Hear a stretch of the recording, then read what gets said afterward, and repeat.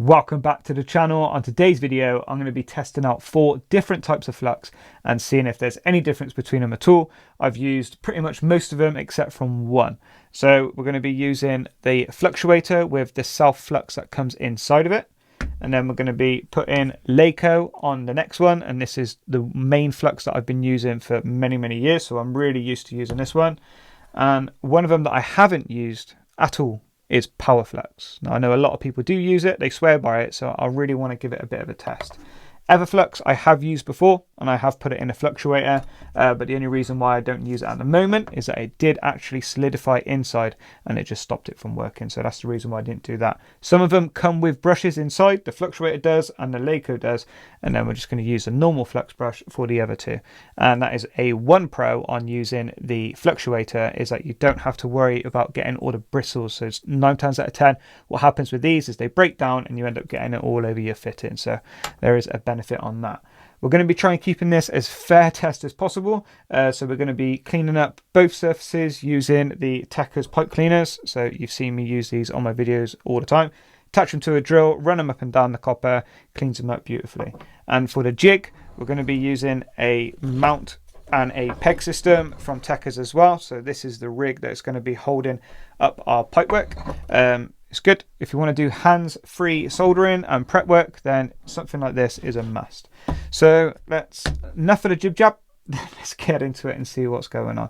So we're going to take these fittings off to start with, and then we're going to be prepping up the copper work and hopefully getting it exactly the same as near as I can as possible. And I'm going to be trying to put just the rough amount of solder and flux that you need. So hopefully this will symbolize a real world situation as well. So let's just spin these up.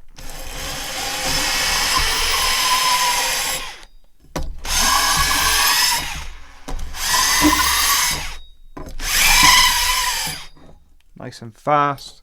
I'm going to just do the copper as well.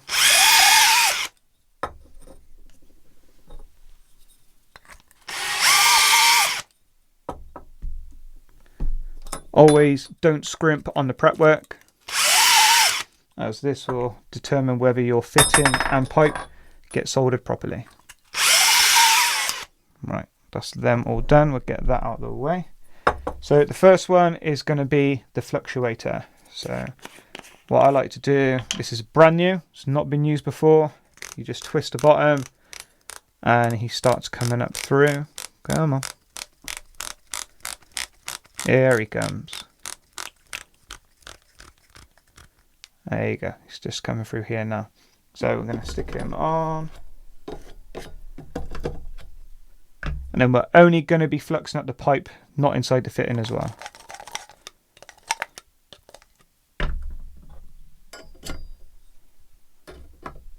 To make this fair, I will go around the fitting and wipe off any excess.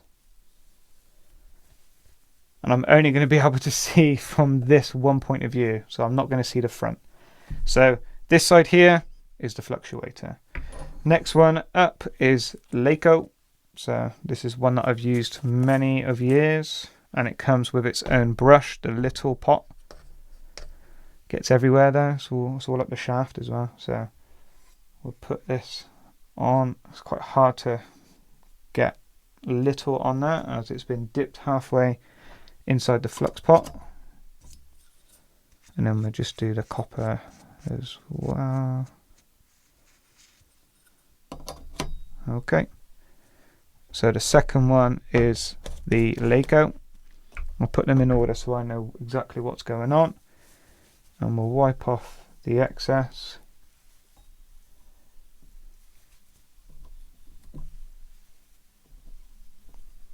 Should give us the best result. Third one is going to be power flux. Like I said, I've never actually used this before, so I don't know what the consistency is like, but that's what it looks like in the pot. Doesn't look too bad.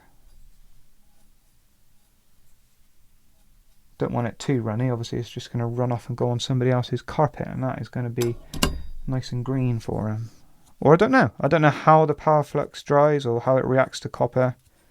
So this is all brand new to me. It's a bit watery. Is it a bit watery? I don't know. Get this on. Nothing better than doing a bit of soldering. Okay. The last one, I've got another brand new flux brush. This is for Everflux. What I want you to do as well is put comments down below on what you like. So this is like a bit more powdery to start with. I'm going to give it a little bit of a mix. Oh look, one brush bristle. Oh, it's all coming off. Right. I think that's pretty good. So we don't get too many bristles on the pipe. Like I said, that's the main reason why I do prefer using the fluxuator, is you never get that problem. Perfect. It does paste on pretty good though. Okay, so that is all 4 prepped up. I'll just wipe off the excess for that one. Pretty good. I think that is pretty fair. All looks okay. So what we'll do is we're going to solder it up using a bernzomatic blowtorch. So this is a TS8000, and what I've done is I've put the Rothenberg cool tip on it as well. So this is the pretty good setup, which I used to like. I did swap over to the small one, which a lot of you have seen in the recent videos. This is a really good like pencil flame, but for 22mm, it does do the job, but you do have to work it a little bit harder. So that's why I've switched to this one to give this a little bit of a quicker test. So what I like to do is turn the flame on and then listen to the first little bit of noise. And that is probably all the heat that I would like. So let's go ahead, solder these up, and then see which one does any better than the other. So put that in frame about here. There we go. And we're also going to be using lead-free solder. So it's got no lead in it.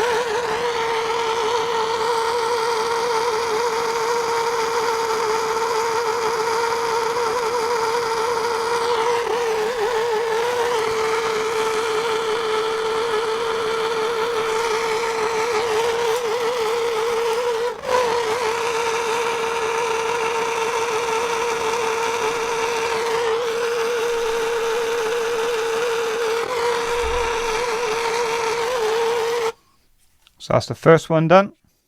And I'm just going to try and keep them centered inside the frame for you. Next one, Laco.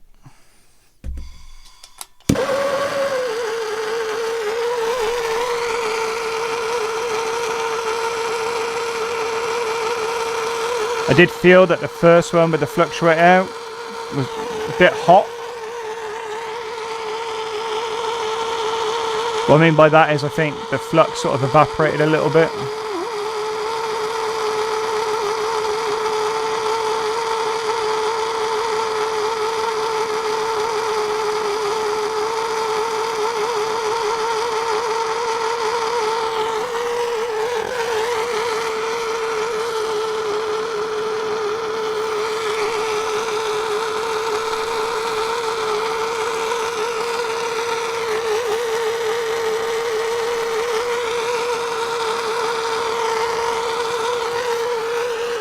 I'm also trying not to just dab in it and getting like least amount of solder on there. I'm trying to replicate a real world situation. of getting enough solder inside. So that was Laco. That felt like pretty much standard to me. Next one is the power flux. This should be interesting.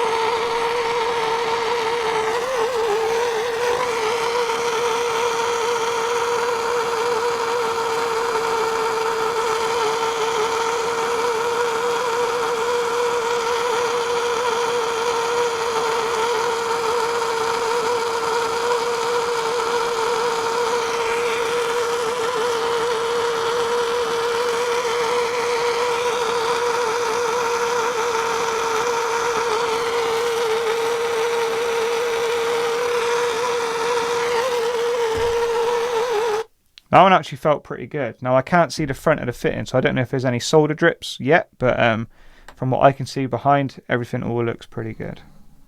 And the last one is we got Everflux.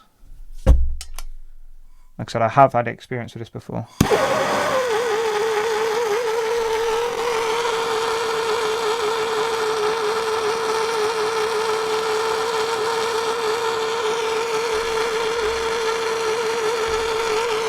Should be pretty fair as well because they're all verticals away from each other, so no heat is really going to transfer onto the next one.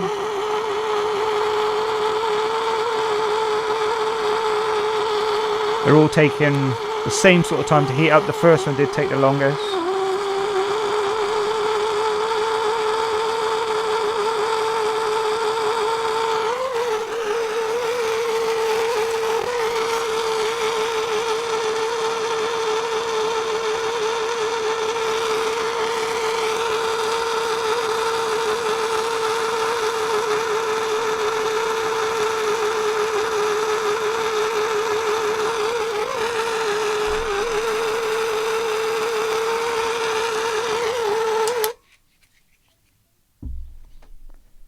Okay, so that is all 4 soldered. And what I'm going to do is I'm actually going to let that sit. So I'm not going to touch anything. I'm going to leave it. Let me just move it out of sight. I'm going to see the front actually. Pretty good, I think. Pretty good. Yeah, what I'm going to do is I'm actually going to leave these sat, not cleaning up whatsoever, and then that might give us a good indication on what actually goes on, especially when you don't clean it. So let's leave this for 24 hours, probably tomorrow, and come back and see which looks the worst. Okay, so we've left these joints overnight, no cleaning whatsoever, and upon inspection, the actual Everflux is the most cleanest out of them all. There's no green runs down from the flux on the fittings and the pipe whatsoever. The other ones all have that, and yeah, it does look a lot cleaner. So maybe that's the winner. They all soldered pretty much exactly the same as each other. The flux from the fluxuator did burn a little bit hotter, a little bit quicker, but other than that, they're all pretty good. So I'm just going to give them a little quick wipe up, and you can see exactly how good the solder runs were. There's nothing on the backs, which you can see. But overall, I'm quite happy with the comparison, to be honest. So it doesn't probably matter which flux you use. They all seem to do the same sort of job.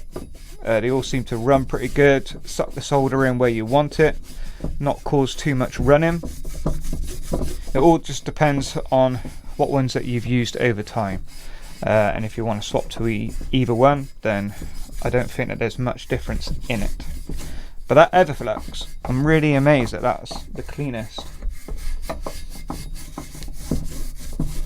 Alright, so we gave that a little bit of a clean up. Let's just do this one from the front.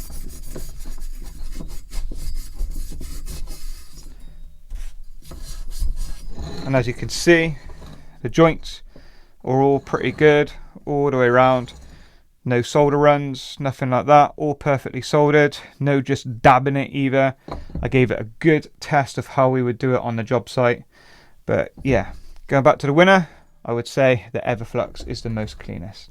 So if you liked today's plumbing video, please give it a like, drop a comment down below, subscribe if you're new, and I'll see you on the next one.